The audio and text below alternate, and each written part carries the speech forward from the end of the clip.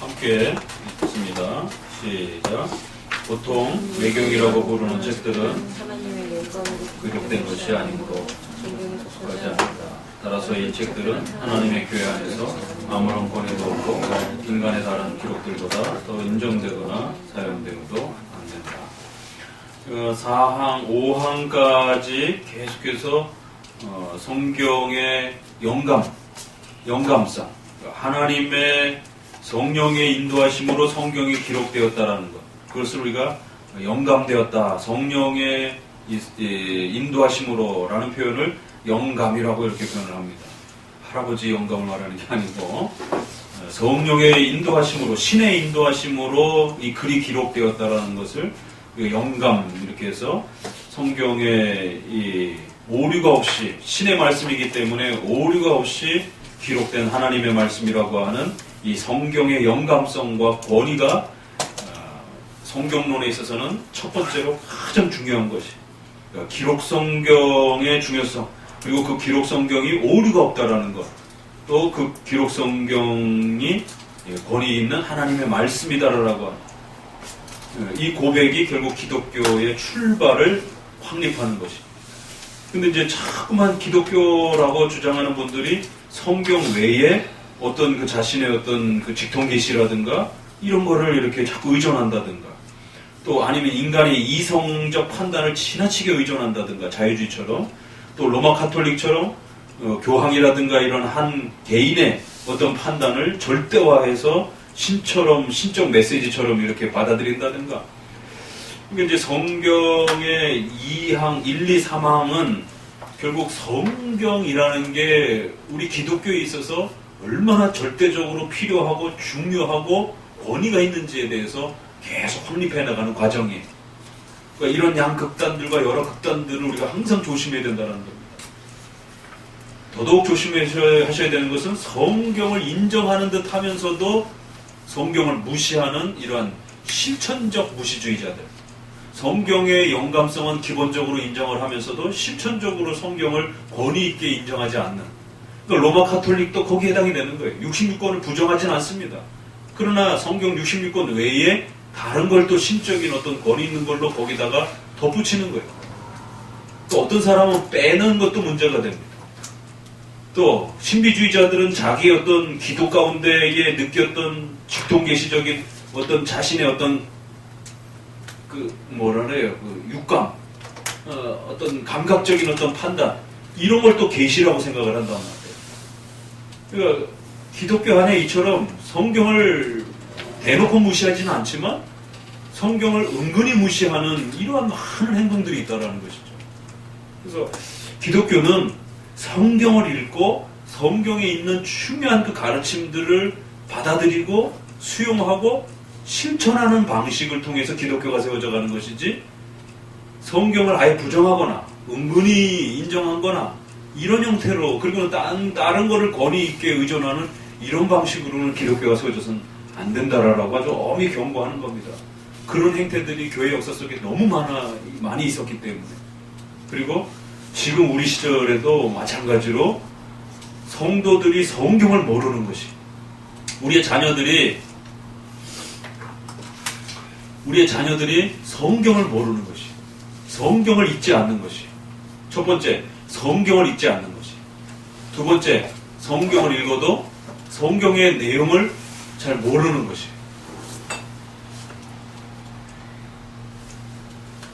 성경을 알아도 또 실천하지 않는 거예요. 그렇게 살아가려고 애쓰지 않는 것이. 그러니까 결국 우리 시대의 이 위기와 심각성은 신자가 성경을 중심으로 살지 않는다. 오직 성경이라고 하는 종교개혁의 이 가치와 의미들이 결국 떨어지는. 그러니까 오직 성경이라는 말이 목회자에게 향했을 때는 그게 다른 거 갖고 자꾸 말하지 말고 오직 성경을 가르치고 이야기하라라고 하는, 원전으로 돌아가자라고 하는 이런 이야기가 될 수 있는 거고, 그게 성도들한테 향해졌을 때는 성경을 배우고 배운 바대로 성도들의 삶 속에서 용기 있게 실천하면서 살아가셔야 돼요. 그게 여러분이 성경으로 돌아가는 겁니다. 성경은 열심히 읽는데 설교는 열심히 듣는데 그렇게 안 살아가요. 그건 성경으로 돌아간 게 아닙니다. 그러니까 오늘 우리 시대의 종교개혁의 근원적 정신, 성경으로 돌아가자. 오직 성경. 그러니까 오늘 우리 시대의 목회자들은 성경 공부를 안 해요. 성경을 원전으로서 공부하고 성경을 분석하고 성경의 전문가적 소질이 없어요. 이게 이제 심각한 위기입니다. 적어도 다른 사람이 어떻게 해석했는지 몰라도 우리 장로교에서는 이 본문을 어떻게 해석했는지는 성도들이 물으면 대답을 해줘야 된단 말이에요. 박윤선 목사님은 어떻게 해석했고 칼빈은 어떻게 해석했고 또 웨스민스터와 관련된 학자들은 적어도 이 본문에 대해서는 어떻게 해석했는지 우리 거는 모르고 정작 떠돌아다니는 그러한 인터넷상에서 출처를 알 수 없는 그러한 부흥사들이 이야기하고 복음주의권 내에서 이런 중도주의권 내에서 얘기했던 그런 해석들은 많이 이야기를 하는데 정작 장로교에서는 어떻게 해석했는지를 제대로 성도들에게 말을 못해줘. 이게 이제 오늘날 목회자들의 심각한 것이고 목회자가 원전으로 성경으로 돌아가야 된다고 그랬을 때는 적어도 그 성경을 우리 장로교회의 선조들이 해석해온 대로 그것을 설교해주고 설명해줄 수 있는 그러한 자격을 갖추는 것. 또 성도들은 그렇게 배운 것을 용기 있게 먹고 사는 문제에 부딪혀가지고 그냥 듣기는 듣고 그냥 거기서 끝나버리 이러면 안 되고 들은 내용대로 조금씩이라도 용기 있게 실천할 수 있는 이게 성경으로 돌아가는 것에 대한 아주 중요한 이 근원적 우리의 목적이라는 거죠. 씨 뿌리는 비유회처럼 길바닥에 떨어지고 돌짝밭에 떨어지고 가시덤불에 뿌려지고 어떤 사람은 설교 들을 때는 아주 감격스럽게 듣는데 듣고 나서는 다 잊어버려요. 이게 돌짝밭에 떨어진 거예요. 금세 햇볕 때문에 말라 죽는 거예요. 돌짝밭에 부러진 건 잠깐 뿌리는 내리는 거예요. 그런데 말씀 때문에 실천을 해야 하는 이런 용기를 갖고 실천을 해야 되는데 두려워가지고 굶어 죽을까봐 또 말씀의 실천이 너무 부담스러워서 뒤로 물러나는 거예요. WCC라든가 로마 카톨릭에 대해서 강력하게 분명하게 선을 긋고 우리랑 다르다라고 분명히 선을 긋고 용기 있게 이렇게 입장을 밝혀야 되는데 수많은 목회자들이 용기 있게 말하지 못하는 이게 말씀 때문에 피해를 받을까봐 용기 있게 실천을 못하는 거죠. 또 성도들 개인적으로는 먹고 사는 문제, 자식들 문제 때문에 걱정해서 그러니까 성경이 기록 성경으로 또 우리에게 전해 주었을 때 그 기록 성경의 절대적 필요성, 그 기록된 성경은 또 사람이 기록했지만 권위 있는 하나님의 말씀이다라고 하는 신적 말씀이다라고 하는 이런 강력한 영감성, 권위성에 대한 절대적 무호성에 대한 이런 부분들을 앞 5항까지는 계속해서 성경의 권위성에 대한 부분을 어떻게 확보할 것인가를 다양한 부분에서 이렇게 설명하는 겁니다. 성경의 기록적 필요성을 지켜야 된다는 거예요. 자꾸 기록적 필요성을 무시하다 보니까 직통계시를 자꾸 주장하게 되는 거예요. 두 번째, 66권을 지켜야 되는 거예요. 66권을 안 지키니까 로마 카톨릭처럼 외경이라든가 교학말이라든가 이런 또 다른 것들이 들어오고 또 66권을 안 지키니까 성경을 안 가르치는 부분은 계속 안 가르치는 거예요. 이게 본문 설교의 이게 위험함인 것이죠. 가르치는 부분은 계속 가르치는데 안 가르치는 부분은 또 계속 안 가르치는 거예요. 그러면 겉으로는 66권이 하나님 말씀이다라고 그러면서 실천적으로는 성도들에게 성경을 부분적으로 가르쳐 놓는 것이 이것도 문제가 된다는 거예요.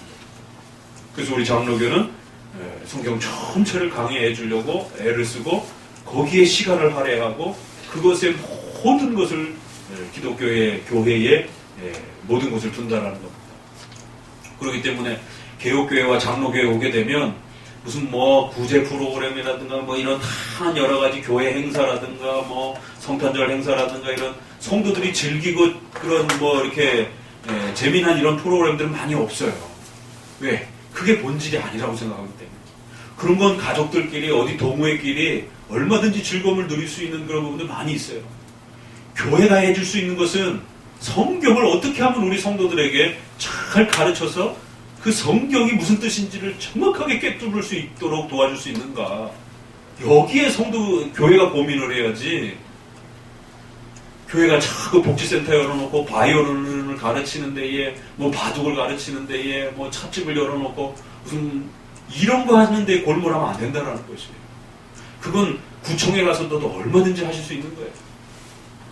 이 세상에 오직 유일하게 교회만이 성경을 가르치는데 그나마 교회도 성경을 안 가르치게 되면 사람들이 성경을 배우고 싶을 때는 어떻게 하냔 말이에요. 설교 시간도 20분, 30분으로 줄어들고 그럼 20분짜리, 30분짜리 설교에서 인사 몇 마디 하면 벌써 5분, 10분 휙 지나가고 도대체 그러면 20분, 15분 동안에 얼마나 대단한 이야기를 할 수 있겠냔 말이에요. 그냥 대충 그냥 서론 몇 마디 하다가 끝날 수밖에 없는 것이죠. 그리고 오후 시간은 또 뭐 찬양하는 시간들 뭐 다른 시간이 이렇게 다 꾸며지게 되면 정작 중요한 성경은 언제 배우냐. 그러니까 이제 이런 식으로 성경의 권위성은 고백으로뿐만 아니라 실천적인 부분에 있어서도 우리가 많이 고민을 하셔야 된다는 거예요.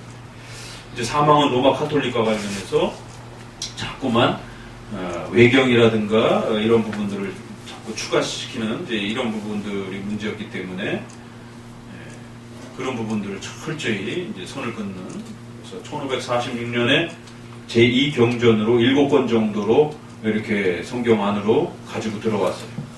이 외에도 한 10대 개 돼요. 그 중에서 7개만 일단 성경에 제2경전으로 그렇게 확립을 해놨습니다. 자, 사항 있습니다. 우리가 마땅히 믿고 순종해야 할 성경의 권위는 어떤 사람이나 교회의 증언에 의한 것이 아니라 그것의 저자이고 진리 자체이신 하나님께 전적으로 속한다. 그러므로 성경은 하나님의 말씀이기 때문에 받아들여야 한다. 그러니까 이 마지막 문장이 결국 우리에게 다시 또 충격을 주는 거예요. 왜? 성경을 읽으면서도 성경을 하나님의 말씀처럼 그렇게 안 읽고 받아들인다. 이제 기록된 성경을 하나님의 말씀으로 받아야 된다라고 하는 이 절실한 이 고백이 얼마나 큰 의미를 두고 있는지. 성경은 그 권위는 어떠한 개인이나 로마 카톨릭처럼 어떠한 개인이나 교회의 증언에 의한 것이 아니고 성경 그 자체가 우리에게 증명해주고 있고 가르치고 있다는 것이죠. 실제적으로 성경은 과학적 오류도 없고 지리학적인 고고학적인 오류도 없어요. 그게 이제 무엇을입니다. 근데 최근에는 과학적인 오류는 있을 수도 있다. 이렇게 얘기를 해요. 왜냐면 이제 요즘에 우주론 연구하는 많은 물리학자들을 중심으로 해서 성경에 분명히 태양이 떴다 이렇게 얘기하고 여호수아 전투에도 보게 되면 태양이 떠서 한가운데 머물러 있고 적들을 다 없앨 때까지 해가 움직이지 않고 밤이 되면 전투하기가 어려워지니까 해가 그대로 머물러 있는, 해가 떠서 진다 이렇게 표현하고. 그래서 이제 많은 사람들이 이거 지동설 아니냐, 아니 천동설 아니냐, 태양이 이렇게 떴다 지는, 태양이 도는 것처럼. 그 중세 시대에 이제 그걸 가지고 로마 카톨릭이 트집을 잡아가지고 태양이 뜬 것이 과학적으로도 정설이다 그래가지고는 그 갈릴레오 사건 있잖아요, 그렇죠? 갈릴레오가 지구가 돈다 그러니까 이제 결국 이단죄를 몰아가지고 이제 파문을 하게 되는. 그러면 성경은 과학적으로 오류가 있나요? 어떻게 대답을 해야 돼요?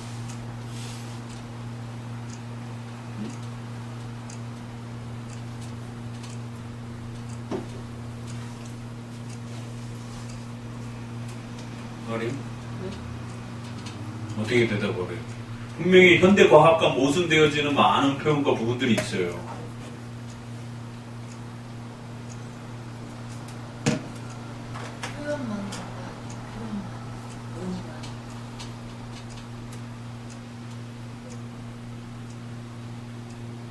현빈, 성경이 과학적으로 오류가 있어? 과학적으로 설명이 안 되는 부분들은 또 어떻게 할 겁니까? 응? 중고등학교 때 제일 많이 학생들이 토론하는 이제 그런 부분들인데,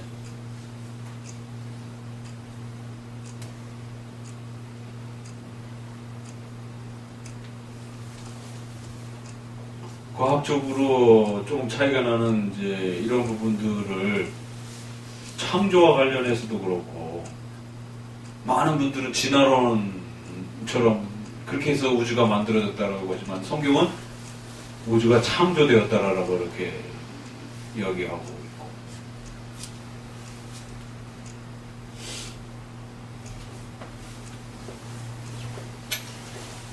과학적으로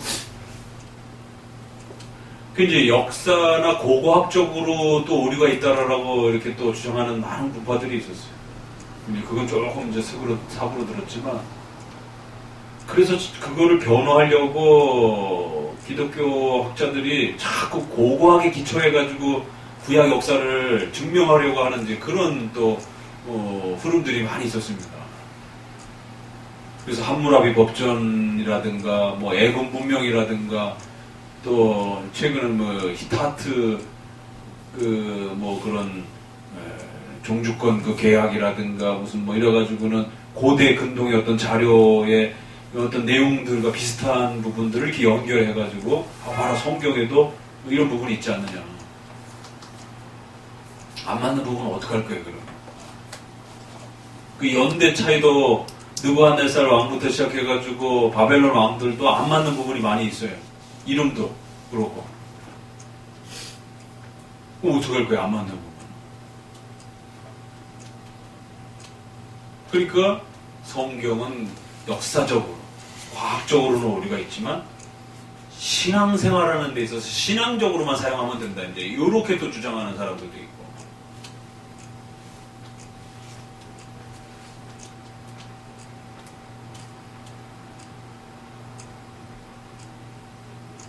그래서 이제 기록된 성경에 오류가 있느냐 없느냐에 대한 문제는 별로 그렇게 중요한 문제가 아니다. 어떻게 기록되었든 간에 오류가 있든 간에 내가 그냥 읽으면서 마음속에 신앙에 대한 마음의 감동만 가지면 된다. 이제. 그러나 글이라는 거는 이렇게 정확하게 기록돼 있어야 그 내용이 정확하게 전달이 되지, 애매모호하게 글이 기록돼 있으면 읽는 자가 엉뚱하게 읽어버리면 어떡할 거예요?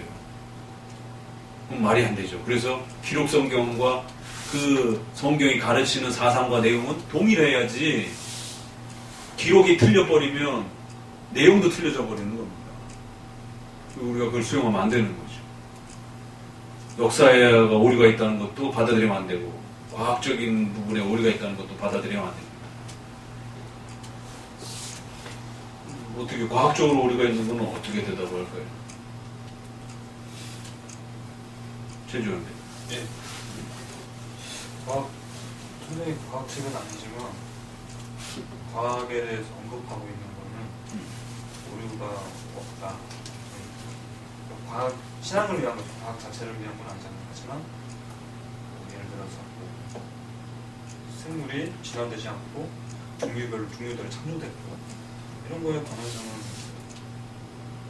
과학과 사실과 과학과 상충되지 않아요. 이 부분에 있어서 양극단이 있어요. 그러니까 이제 성경을 우리가 기록으로 표현되어 있는 하나님의 계시인 이 성경을 권위 있게 존중한다라는 것은 이런 총체적인 부분을 우리가 다 살펴서 오류가 없음을 받아들이고 거기에 있는 내용 그대로를 이해하고 배워가려고 하는 이런 모든 자세들이 종합적으로 잘 구축됐을 때 성경의 권위성을 인정한다는 것이지, 말로만 그냥 나 성경의 권위를 믿어 라고는 하놓고 이런 오류를 인정하는 듯한 표현을 한다든가 그런 식으로 또 바꾼다든가, 여자 목사를 주장하는 분들은 또 성경에 이제 여자는 잠잠하라 이런 거는 그 부분은 성경이 아니라는 거예요. 그 부분은 이제 고대의 자료가 이렇게 이제 편집이 되다가 잘못 들어온 거라는 거죠. 그렇게 이제 또 주장을 하기도 하고. 그렇게 부분적으로만 이렇게 하고 그러면 안 된다라는 거예요. 66권 전체를 우리가 받아들이기에 좀 힘겹고 어려워도 그 내용이 그 66권 그대로를 한 구절도 빼서는 안 되고 덧붙여서도 안 되고 이 66권에 있는 전체를 실제적으로도 또 그렇게 존중하고 또 권위 있게 그렇게 우리가 사용해야 된다는 거예요. 그 뭐 역사적으로 일반 역사에 나오는 일치되는 인물이 있지만 고레스라든가 일치가 돼요. 그렇지만 그 고레스 아들과 관련해서는 또 없는 일반 역사에는 없는 사람들이 성경에만 언급되는 사람들이 있고 그러면은 이 부분을 역사적으로 어느 걸 더 의존할 것이냐 할 때 사람들이 일반 역사 자료를 더 의존한단 말이에요. 고고학이라든가 이런 데를. 그렇게 하면 안 된다는 거예요. 그러면 성경을 무시하는 또 태도가 되는 거죠. 일반 역사도 끊임없이 조정이 되고 또 바뀌고 그러는 것이기 때문에 일반 역사에 지나치게 그걸 기준으로 해서 성경의 어떤 객관성을 이렇게 확보하려고 하면 안 되고 성경에서 소개되어지는 그 인물과 내용의 역사를 따라서 우리가 또 존중하고 다만 그것이 일반 역사의 인물과 이렇게 연결이 되었을 때는 그 있는 만큼만 인정하면 되는 것이에요. 그러나 연결이 되지 않는 부분들은 우리가 굳이 그 부분에 대해서 이렇게 일반 역사와 또 억지로 이렇게 또 그걸 깨어 맞추려고 이렇게 이걸 조정할 필요도 없고 연대를 그래서 어거지로 또 이렇게 바꿀 필요도 없는 겁니다. 그래서 그 연대가 안 맞는다고 해가지고 자유주의 쪽에서는 출애굽 연대를 1200년대로 잡는 거고 우리는 통상적으로 1445년 6년 정도로 이렇게 한 200년 차이가 나요. 그러니까 자유주의자들은 일반 역사 자료에다가 자꾸 맞추기 때문에 좀 더 자료가 이렇게 아래쪽으로 한 200년 정도 아래쪽으로 또 내려와 버리는 겁니다. 또 과학적인 부분에 있어서도 또 지나친 건 뭐냐면은 현대 과학의 어떤 물리학에 너무 지나치게 의존해가지고 성경의 여러 가지 역사들을 또 설명하려고 하는. 그럼 설명이 안 되는 부분은 어떻게 할 거냐고. 그리고 최근에는 빅뱅 이론이 결국 창조의 어떤 모습이다라고 이렇게 지금 거의 굳혀져 가고 있습니다. 그러나 실제로 또 나름대로 그것과 관련되어 있는 또 이러한 평택대 조직신학 교수님이라든가 이러한 창조과학회 때 활동했던 이런 분들에게 또 개별적으로 여쭤보면 자기는 과학자지만 실제 그 빅뱅 이론이 그렇게까지 정확한지 자기도 자신 없다라고. 어설픈 사람들이 자꾸 이렇게 지나치게 이렇게 억지로 갖다가 이렇게 맞추는 것이에요. 그러니까 한편에는 지나치게 억지로 맞추려고 하는 쪽이 또 문제가 돼요. 그렇게 되면은 그 부메랑이 우리한테 돌아와요. 안 맞는 부분은 버리게 된다라는 말이에요. 그렇게 되면. 또 한쪽에서는 이제 역사 속에 근본주의라고 하는 그런 형태가 있어요. 아주 극단적인 원리주의자들. 성경의 몇몇 교리만 가지고 마치 그것만 다인 것처럼.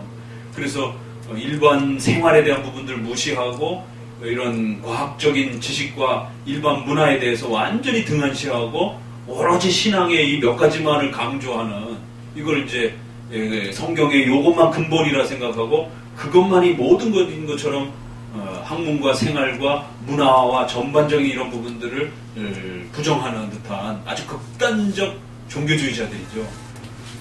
거기에 대한 반감으로 나타난 게 빌리 그레함부터 시작해가지고 신복음주의라 해가지고 결국 현대 과학과 문화와 이런 부분들을 절충해가지고 성경을 해석하고 우리가 적용하자 이제 이런 또 운동도 일어났어요. 그러니까 하나는 일반 문화와 생활과 관련된 성경적 어떤 설명과 이런 연결들을 다 무시해버리는 거예요. 하나는 또 지나치게 그걸 의존하려고 하는 거지. 다 문제입니다. 적어도 성경에 나오는 어떤 그런 역사와 과학과 또 일반 문화와 내용들이 연결되어지는 부분들은 우리가 존중하는 겁니다. 그러나 성경이 거기에 대해서 지나치게 이렇게 구체적으로 말하지 않는 부분에 대해서는 우리가 거기에 대해서도 침묵하고 성경에 있는 내용으로 그 자체 안으로 들어가는 거, 그 자체만으로 존중하는 것입니다. 그래서 진리, 그것의 저자이고 진리 자체이신 하나님이라는 사실을 항상 놓치면 안 돼요. 일반 역사는 사람들이 정리해 놓은 거고 거기에 또 오류성도 많고 모자란 부분도 많은 것이에요. 그게 객관성 있는 어떤 그 역사의 어떤 내용도 아니고 조선 왕조실록도 사실은 거기에 그나마 객관성이 있는 거지만 완벽하게 객관성이 있는 건 아니거든요. 우리가 잘 아는 이야기처럼 역사는 항상 승자의 이야기 때문에 승자의 관점에서 이렇게 이야기를 하니까 전혀 이 내용들이 충실성 있게 이게 바르게 모든 내용들이 다 들어오는 건 아니란 말이에요. 그러니까 성경은 하나님이 원하시는 만큼만 기록해 놓은 겁니다. 근데 그걸 자꾸 모자르다라고 이렇게 생각을 하는 거예요. 그러니까 이 기록 성경에 대한 이 불평, 원망, 미흡하다라고 하는 이러한 그 투덜거림, 이런 태도 때문에 자꾸 직통계시로 나가게 되고 다른 쪽을 의존하게 된다는 거죠. 성경이 좀 부족하다라고 자꾸 생각하는 이런 그 태도들. 그래서 과현대 과학과 관련해 가지고 빅뱅 이론도 뭐 과학자들이 어느 정도 인정하지만 그건 더 지켜봐야 될 문제입니다. 과연 성경의 창조가 그런 식으로 이렇게 우주 대폭발 형태로 이렇게 만들어졌는지. 그러면은 인간은 어떻게 빅뱅 속에서 만들어지냔 말이에요. 인간도 갑자기 뭐 입자가 팍 폭발하면서 만들어진 거예요?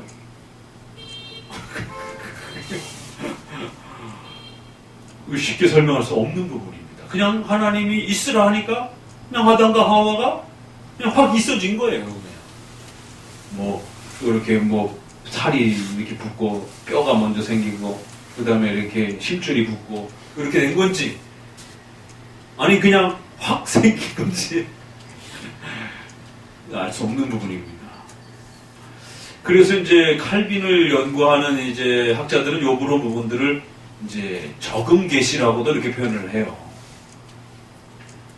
성경은 인간에게 필요한 부분만큼 구원과 관련해서 인간이 하나님의 뜻을 알 수 있는 범위 내에서 하나님이 인간이 이해할 수 있는 그런 문화적 표현과 인간이 사용하는 언어를 사용해서 하나님의 뜻을 전달해 준다라는 거예요. 그러니까 거기에는 인간의 문화적이고 인간의 관점에서 보기에 충분히 그 정도로 그렇게 설명해 주는 방식을 취하는 겁니다. 인간의 신의 언어로 말을 하면 못 알아듣는 거죠. 인간의 언어로 표현하는 거예요. 그 자음 단어, 자음 모음이 상당히 부족하지만 그래도 자음 모음으로 표현하는 범위 내에서 설명하는 거예요. 인간의 어떤 눈이, 귀가 연약하지만 그 귀와 눈이 듣고 이해할 수 있는 범위 내에서 그걸 적응이라고 이렇게 표현하기도 해요.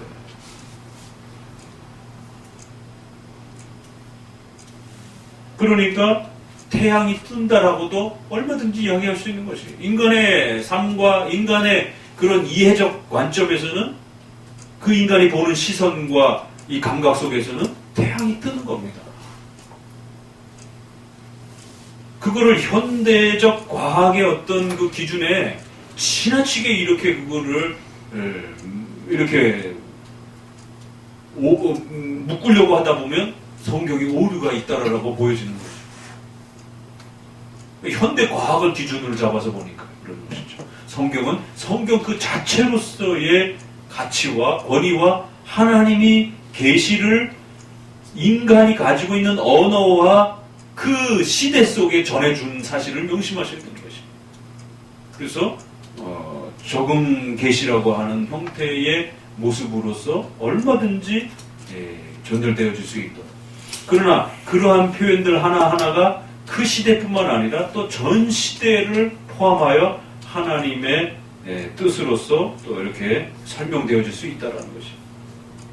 조금 드러난 것은 현대 과학이 발전이 되어지면서 그렇게 인간이 살아가는 삶의 문화 속에서 표현되어진 그런 성경의 기록들이 인간의 눈에 보기에도 그렇고 실제적으로 한 걸음 조금 더 들어가서 현대 과학이 밝혀질수록 그 표현 자체도 또 우리가 아는 우주와 이 거대한 역사 속에 더 깊은 부분이 있을 수 있다는 걸 우리가 항상 염두에 두고 겸손해야 된다는 거죠.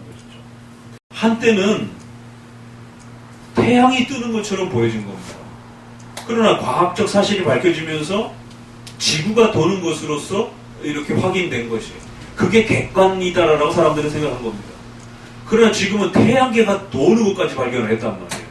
그 태양계가 속해 있는 은하계가 회전하고 있다는 사실까지 현대과학이 조금 더 밝혀낸 거예요.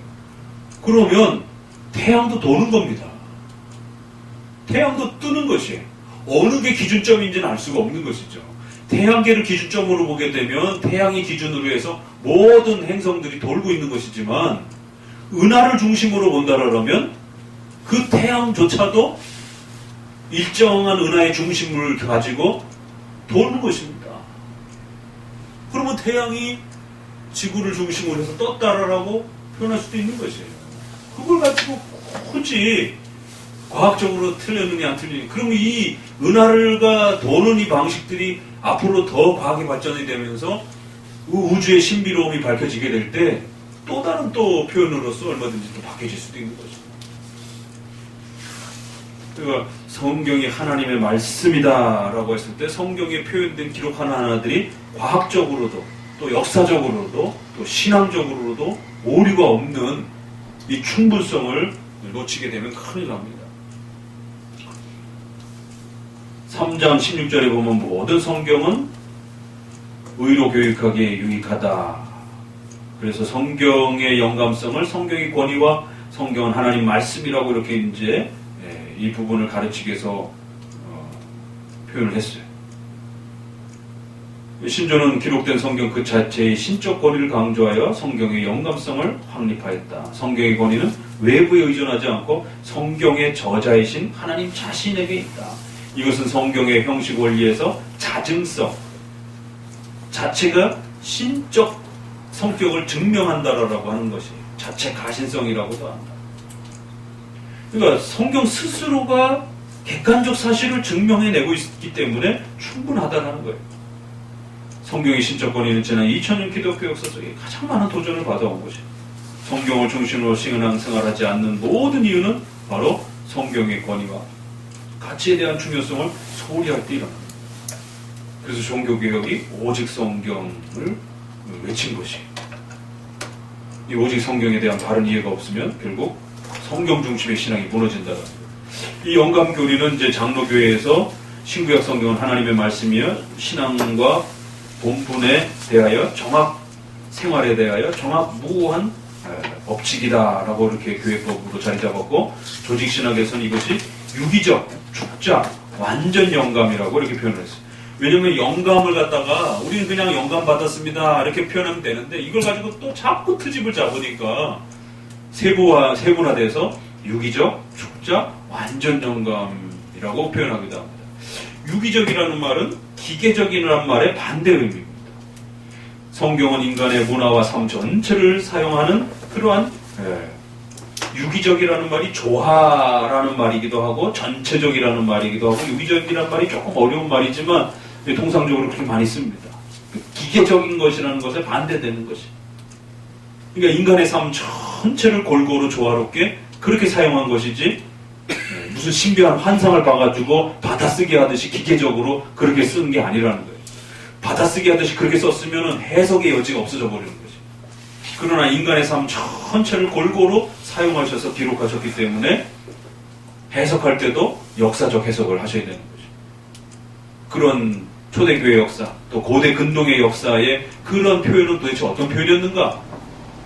그들의 삶 속에서의 그런 먹거리, 음식, 의식, 또 주거문화 이런 부분들은 도대체 어떤 의미를 가지고 있는가에 대한 이런 역사적 해석을 해야 됩니다. 이게 성경의 영감론과 해석론이 같이 이렇게 맞물려 있어요. 그 다음에 축자란 사상과 반대되는 의미입니다. 성경의 사상과 의미는 바른 단어와 문장을 통해서 전달되기 때문에 반드시 정확하게 언어적으로 읽고 문맥을 살펴야 하는 문법적 해석을 해야 합니다. 그러니까 성경은 어떻게 기록되어 있든지 문자에 오류가 있든지 상관없다는 거예요. 그러면서 또 성경은 그냥 내 마음속에 신앙적으로 잘 읽으면 된다라고 이렇게 주장하는 자들이 있어요. 사상만 중요하지 글자에 뭐 오류가 있든 없든. 애굽으로 내려간 사람이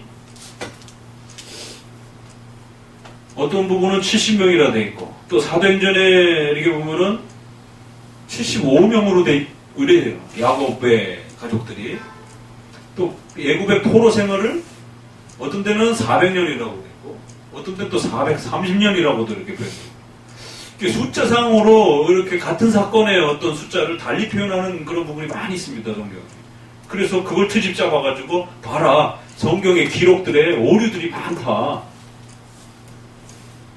기록이 정확해야 의미가 정확하게 전달이 되는 겁니다. 그래서 기록의 오류성을 이야기하면 안 돼요. 그래서 문법적으로 오류가 없다라고 분명히 이야기해야 됩니다. 그런데 분명히 성경이 이렇게 틀리잖아요, 숫자가.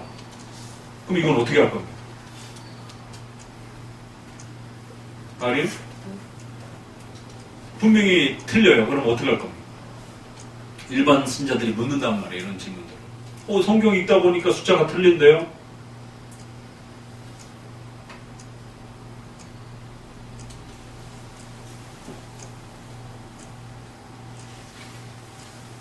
김영민 장님. 성경을 읽다가 숫자가 틀리면 어떻게 해결합니까? 그 당시 사람들의 부족한 지식적인, 문화적인 무식함이나 부족함이 그대로 그냥 다르게 표현, 역사를 잘못 다르게 표기된 게 그 당시 사람들의 그 한계. 또 다른 분, 최정량. 400년 아브라함 이스라엘 백성이 애굽에서 400년이라고 또 갈라디아서 나오는 430년이라고 하잖아요. 이거에 대해서 시중에 만의 요소를 다룬 그런 거에 대해서 답변하는 책들이 있거든요. 그걸 읽은지 오래돼서 기억은 안 나는데 거기에 어떤 정당한 이유가 있는 걸로 알고 있어요. 그러니까 우리 성도들이 최소한의 성경을 권위 있게 사용하는 방법을 잘 터득해 놓으셔야 되는 거예요. 지금 1차는 권위에 대한 문제, 뒷부분엔 해석에 대한 문제, 세 번째로는 적용에 대한 문제예요. 적용과 관련해서는 7대 교리와 10계명을 기본으로 해서 율법에 대한 인식이 잘 형성이 돼야 되는 거고, 성경 해석과 관련해서는 객관적 해석의 표준인 웨스민스터 신앙 고백이라고 하는 신앙 고백에 입각한 해석이다라고 하는 이 형식적 특징을 잘 이해해야 되고, 권위와 관련해서는 실제로 오류가 있는 이 부분들을 잘 답변을 해서 직통계시를 주장하는 사람들을 걸러내야 되고, 자꾸 일반 역사와 과학과 이런 일반 내용을 가지고 성경을 보강하려고 하는 이런 태도들 막아내야 된다는 거죠. 그러면 그 숫자가 틀린 부분에 대해서는 두 가지로 그 부분이 조금 이렇게 부드럽게 좀 걸러져서 표현이 돼야 돼요. 그건 조금 거친 표현이 되는 거고, 부드럽게 표현하면 어떻게 표현하냐면 요한계시록처럼 그들이 쓰고 있던 어떤 단어와 문화 속에서 쓰는 어떤 표현들이, 숫자와 어떤 기록들이 그 시대의 사람들을, 아직 수와 어떤 이 논리가 정확하게 발전되지 않았던 시대의 사람들이 두리뭉실하게 이야기하던 그런 어떤 표현들이 역시 그대로 자음 모음을 가지고 온 것처럼 그들이 쓰던 숫자 문화, 그들의 생활 문화가 그대로 들어온단 말이에요. 그래갖고는 7이라든가 10의 완전수 개념이라든가 12이라든가 이런 부분들, 666달란트라 666이란 숫자. 근데 솔로몬이 금을 모았는데 성전을 짓기 위해서 666달란트에. 그럼 성전이 적그리스도의 성전이? 그럼 왜 하필은 거긴 또 666달란트라고 그랬는가? 6이라고 하는 것에 있어서 어떤 인간이 삶을 살아감에 있어서 인간의 최선, 모든 것이라고 할 때의 어떤 그 6의 완전성에 대한 어떤 그런 개념. 정확하게 666, 그때는 무슨 뭐 킬로그램도, 저울도 제대로 이게 발달이 안 됐던 시대에, 지금도 이 한 규빗이 어른 팔에 이 남자의 이 손끝에서부터 팔꿈치 대략인데, 근데 이것도 어른마다 다 다르잖아요. 대략이지. 그러면 또 남자마다 또 성인 남자보다 건장한 사람이 키가 큰 사람이 있고 작은 사람, 동양 사람 작고 서양 사람은 크고 그런데 숫자가 안 나오는 거예요. 그러니까 이 규빗이라는 것도 아직도 이 숫자가 정확하게 몇 센치인지 못 밝혀졌습니다. 대략적으로 밝혀지는 것이지. 그러니까 그렇게 수의 개념과 시간의 개념이 정확하지 않던 시대에 두리뭉실할 수밖에 없는 두리뭉실하게 표현하면서 또 거기에 의미 부여를 던져서 표현하던 그런 시절. 그러니까 666달란트는 뭐겠어요? 엄청나게 많이 들어왔다. 이제 이 표현을 그렇게 이제 숫자로도 표현하는 겁니다. 666kg이 아니에요. 우리도 한 돈, 두 돈 하잖아요. 우리 문화에서도. 그러니까 헷갈려가지고 그람으로 정확하게 표현하라라고. 한 평, 두 평, 세 평 그러죠. 한 평이면 도대체 얼마큼 평이에요. 그러니까 이제 0.3025라고 하는 세상에 소수점 밑에도 그렇게 많아요. 0.3025를 곱해야 되는 거예요. 평방미터와 관련해서 이렇게 적할 때. 그러니까 그런 문화적 표현을 가지고 들어오는 것이. 그리고 또 하나 해결점은 적어 놓으세요. 귀로 듣고 다 기억하시나요? 다 자녀들이 묻고 또 초신자들이 묻고 그럴 때 객관성 있게 답변해 주셔야 되는 거예요. 두 번째는 우리가 읽는 성경은 원전이 아니라는 거예요. 원본이 아니라는 거예요. 사본이라는 거예요. 그래서 여러 사본들이 존재를 해요.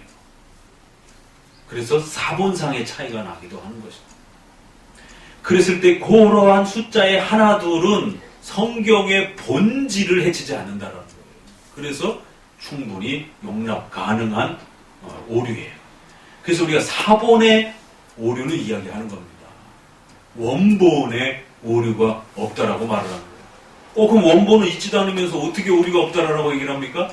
사본이 엄청나게 많기 때문에 그 사본을 대략 모아보게 되면 그 원본이 추정이 되는 겁니다. 원본의 내용이. 사본은 약간씩 받아 적으면서 글씨에 누락이 발생이 되기도 하고. 그렇지만 우리가 이 사본도 역시 영감성을 원본만큼은 아니더라도 우리 신앙을 전달해 주는 데 있어서의 충분성에 있어서만큼은 영감성을 또 우리가 존중하는 겁니다. 그래서 또 반대로 사본은 또 우리 투성이다 이래버리면 큰일 납니다. 원본을 드러내는데 거의 99% 이상의 내용들을 가지고 온 겁니다. 다만 지명 이름, 나이, 숫자 하나들 이런 거 정도는 사본을 기록하면서의 차이가 있을 수 있다는 거예요. 그러나 그런 오류는 성경의 근본 의미를 해치지 않는다는 거예요. 그럼 그 근본 의미가 뭐예요? 7대 교리를 말하는 겁니다. 400명이나 430명이나 그 숫자 하나가 성경의 근본 교리를 해치지는 않는다는 거예요. 그러니까 이런 성경이 교리적 핵심으로 정리되어 있다는 걸 인정하지 않으면요, 성경의 오류성을 인정하게 됩니다. 왜? 분명히 사본에서 틀려요. 그럼 사본에 오류가 있다라면 원본은 모르는 상태에서 성경의 무호성에 심각한 도전을 받는다. 그러니까 성경이 교리적 체계로서 성경의 중요한 근본된 핵심이 있다라고 하는 것을 교리적으로 정리됐다라는 것을 인정을 안 하게 되면 성경의 그 표현 하나하나가 다 오류가 없이 전부 완벽하게 있어야 되는 거지. 그러면 성경에 원본이 없는 상태에서 우리가 그걸 해결할 수가 없어요. 어느 게 맞는 것인지. 그러면은 틀린 사본 가지고 다르게 주장하면 어떡할 거냐라는. 이게 이제 성경신학의 함정인 겁니다. 그러니까 성경신학을 하는 사람들끼리 싸우는 거예요. 자기가 본 사본을 가지고. 자기가 본 사본이 더 권위 있다라고 그러면서 그걸 가지고 이제 옥신각신하게 되면, 예를 들자면 마태복음 16장의 마지막 절 있죠? 마태복음 16장 15절부터 시작되어지는 그 부분이 있어요. 그거와 마지막으로 같이 봅시다. 마가복음 그럴 때 이제 사본과 관련해서 가장 이제 초면 논쟁에 문제가 있는 부분이 16장 15절 이하부터 마지막 절까지가 어느 사본에 이렇게 많은 부분이 없어요.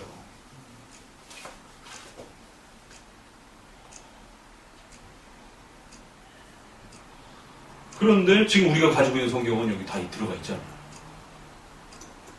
그러면 이걸 없다고 무시할 건가? 아니라는 것이죠. 또 있는 사본들은 있는 대로 존중을 하는 것이. 그래서 있는 부분들, 없는 부분들은 지나가쳐가면 뭐 상관이 없는데 있는 것을 외면할 수는 없는 것입니다. 그래서 있는 사본에 있어서는 충분히 있는 것으로 존중을 하고, 그래서 요 구절을 권위 있는 하나님의 말씀으로 볼 거냐, 영감 있는 하나님의 말씀으로 볼 거냐, 아니면 후대에 그냥 추가된 어떤 한 사람 마가에라고 하는 사람의 어떤 개인적인 의견이냐라고 하고 싸운단 말이에요.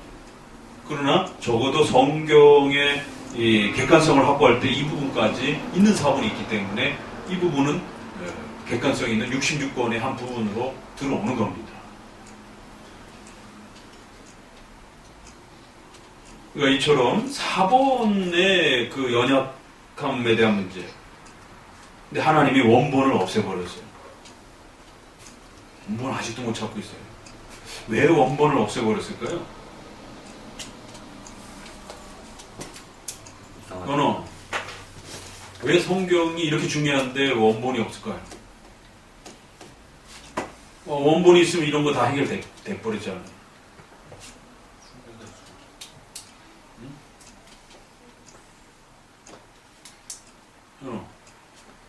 어떻게 생각하십니까? 왜 원본이 없죠? 이렇게 소중한? 오늘 설교 잘 들었으면은 힌트가 될 텐데. 성전과 법궤, 이게 이스라엘에 아주 중요한 건데 하나님이 종말론적인 미래에 있어서는 없애버렸어요. 왜? 바리새인들이 자꾸 그걸 가지고 우상 숭배했잖아요. 하나님을 의지하는 마음은 중요하게 생각하지 않고 그 껍데기만 가지고 마치 있으면 되는 것처럼, 그러면 전쟁에서 승리하고 하나님이 물질 축복을 주는 것처럼, 근데 마음속으로는 하나님에 대한 경외심도 별로 없으면서. 자, 원본은 왜 없어졌을까요? 이거 원본 찾으면 뭐 수십조가 될 거예요. 경매다가 팔면 벼락부자가 될 겁니다. 이 원본을. 헌빈, 왜 성경에 원본이 없어요? 왜 없었을까, 하나님? 이렇게 중요한 거 보면 하나님이 남겨두셔야 되는데.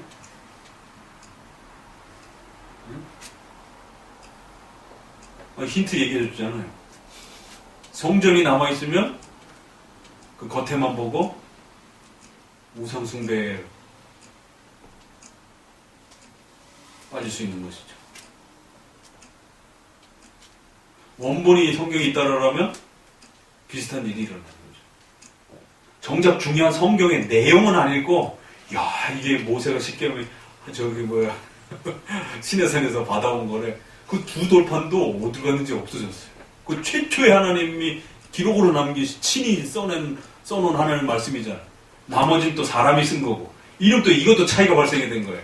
아, 모세의 그 십계명은 하나님이 쓴 거고 나머지는 사람이 쓴 거니까 이건 권위가 좀 떨어지고, 하나님이 친히 쓴 게 훨씬 더 권위가 있고, 이제 이런 일도 벌어지는. 그 이제 지금 우리 개혁 성경, 우리 한글 성경에 뿐만 아니라 영어 성경에도 보면 이제 그런 게 있는데, 예수님의 말씀을 갖다가 빨간 부분으로 이렇게 해놨어요. 신약에 보게 되면. 응? 예수님이 하셨으니까 더 중요하다고 생각해서 빨간색으로 해놨어. 나머지는 이제 사람이 이렇게 표현한 표현이니까 이것도 구별하면 문제인 것이죠.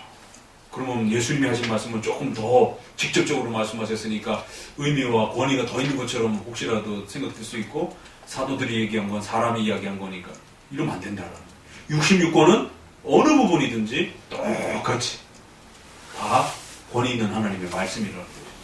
하나님이 직접 말씀하셨던, 사람을 통해서 말씀하셨던, 또 악인들의 입을 통해서 말씀하셨던,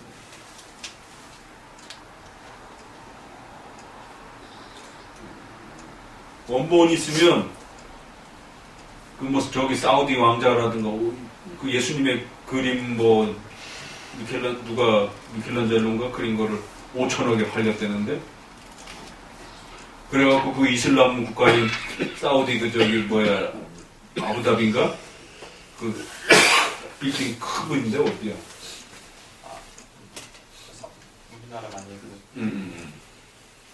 아랍입니다.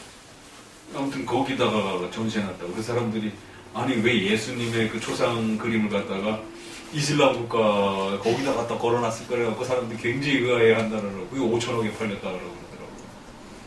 원본이 없어서 교리가 더 빛이 나는 거 아니에요? 그러니까 아무튼 원본이 있으면 그렇게 특정한 사람만 볼 수 있도록 가둬놓고 안 보여주는 우상숭배도 되어지고 독점이 되어지게 되고 이런 일들이 벌어지는 것이죠. 그러니까 하나님 원본 없애버리고 똑같은 권위를 가진 모든 사본들을 더 많이 이렇게 하나님께서 그렇게 우리 인간의 죄성을 하셔서 성경을 그런 방식으로 남겨놓으신 것이. 모세조차도 죽으니까 그 시신이 우상숭배가 될 정도로 그렇게 그래서 하나님이 모세 시신을 숨겨버리잖아요. 노편적으로. 그러니까 성경 원본이라고 하는 이 성경만 이렇게 이제 외적인 형식만 숭배하고 거기다 값을 매기고 정작 읽어야 되는 지금 김영희 자매 얘기한 것처럼 교리적 가치에 대한 부분들을 등한시해버리는 이런 일들이 벌어집니다. 자, 그래서 죽자 문법적으로 해석해야 되는 것이고 그 다음에 완전은 부분과 반대되는 겁니다. 성경의 모든 부분을 받아야지 자기가 원하는 일부분만 받으면 안 됩니다. 그래서 개혁하는 이 모든 성경의 내용을 7대 교리로 정리하였습니다. 따라서 이 완전 영감을 존중하는 개혁파는 7대 교리에 기초한 교리적 해석을 강조하는 것입니다. 이렇게 늘 이야기하고 강조하는 겁니다. 성경이 교리 체계로 되어 있다는 거예요. 성경은 교리책이라는 거죠. 교리의 중요한 몇 가지의 핵심 주제들이 그렇게 논리와 체계를 가지고 형성되어 있는 특별한 책이라는 거지. 그러니까 사람들이 착각하는 거예요. 성경적으로 해야 된다. 성경을 알아야 된다. 이러면서 아브라함이 몇 살에 부름받고 아브라함이 몇 살에 갔고 아브라함이 몇 살에 자식을 낳았고 그런데 믿음으로 구원받아야 된다라고 하는 이 가르침에 대해서는 세관점이라든가 이런 칭의론이 막 흔들려요. 교회에서 성경 쓰기도 열심히 해요. 그래서 성경 쓰기 하면 상도 주고 성경 공부한다 그러면은 창세기 성경 공부한다 그러면 이제 그런 부분들을 열심히 공부합니다. 근데 머릿속에 남는 건 없어요, 별로. 이게 이제 문제가 되는 거예요. 성경 공부를 열심히 했는데 성경의 중요한 그 핵심이 뭔가 내 마음속에 안 남아있는 거예요. 그러면 아브라함이 몇 살에 태어나서 몇 살에 죽었는지를 외우면 구원받습니까? 이게 문제예요. 구원받지 못합니다. 아브라함의 첩이 있어요. 누굽니까? 아브라함의 부인이 누구예요? 아브라함 부인 사라. 첩이 이제 하갈인 거고. 그럼 첩은 몰라도 돼요. 사라도 잘 몰라도 괜찮아요. 그 성경 공부를 해야 됩니다. 그러니까 엉뚱한 걸 공부하고 있는 거예요. 성경을 공부해야 된다. 중요하죠. 맞죠. 그러나 성경을 공부한다는 말은 교리를 공부한다는 말이지 아브라함의 첩이 누구고 아브라함이 몇 살에 죽었고 그걸 달달달달 외운다 해도 천국 가는 게 아닙니다. 아브라함의 생애를 통해서 결국 하나님이 가르치는 것은 믿음의 조상이라고. 믿음으로 하나님 앞에 섰다라고 하는 그 믿음이 무엇인지를 아브라함 전체 생애를 통해서 믿음이 무엇인지를 그래서 아브라함에게 모든 걸 다 빼앗아 버리는 거예요. 그리고는 하나님이 유일한 너의 지극히 큰 상급이다 그러면서 하나님만이 너의 상급이고 하나님만을 믿는 것이 너의 구원이고 축복이다라고 그걸 가르치는 겁니다. 그래서 우리가 아브라함의 생애를 보면서 아브라함은 위대한 사람입니다. 첫 번째, 재산에 욕심이 없었습니다. 두 번째, 목숨을 걸고 자기 조카를 구해내기 위해서 엄청난 그런 용기를 했으니 이런 식으로 설교하면 안 된다는 겁니다. 아브라함의 생애 전반을 거쳐서 믿음의 원리가 무엇인지, 하나님이 주신 믿음이라는 게 무엇인지를 발견해내야 되는 것이죠. 아브라함의 그 여러 발자취와 신앙 고백들을 통해서 하나님이 전능하신 분이다라고 하는 신론을 찾아내야 되는 겁니다. 그 시대는 아브라함의 가족이 교회였던 것이 교회라는 것을 찾아내야 되는 것이에요. 그러니까 성경이 교리책이라는 걸 이해를 못하는 거예요. 오늘 우리 시대 지금. 그래서 성경 공부한다고 해놓고는 죄다 아브라함의 첩, 아브라함의 나이, 아브라함이 이동한 거리, 그것만 달달달달달달 외우고 있는 거예요. 정작 그리고는 믿음으로 구원받는다라고 하는 이 중요한 사실을 제대로 확립 못해갖고 목회자들조차도 세간점 학파에 그렇게 동조를 하고 징의가 중간에 취소가 된다라는 식으로 그렇게 흔들리고 있고, 기껏 성경을 아브라함의 믿음론을 공부를 했는데 징의가 취소되어지는 이런 가르침들에 대해서 전혀 방어를 못하는 거예요. 이러면 안 된다는 것이죠. 그럼 헛배운 거예요, 그건 성경을. 아브라함이 믿음의 조상이라고 하는 개념을 헛배운 겁니다. 창세기를 헛배운 거예요. 그러니까 성경 공부를 그렇게 하면 안 된다는 겁니다. 성경은 교리 중심으로 공부를 하는 거예요. 그래서 그 교리를 믿을 건가 안 믿을 건가를 선택하는 겁니다. 그래서 그 교리를 믿으면 구원 받으시는 거고, 거기에 있는 그 교리들을 부정하면 지옥 가는 거예요. 아브라함이 몇 살 때 부름을 받았는지, 그 부름 받은 고향이 어딘지, 그 성도들이 어떻게 알아요? 아브라함이 어디 살았는지를.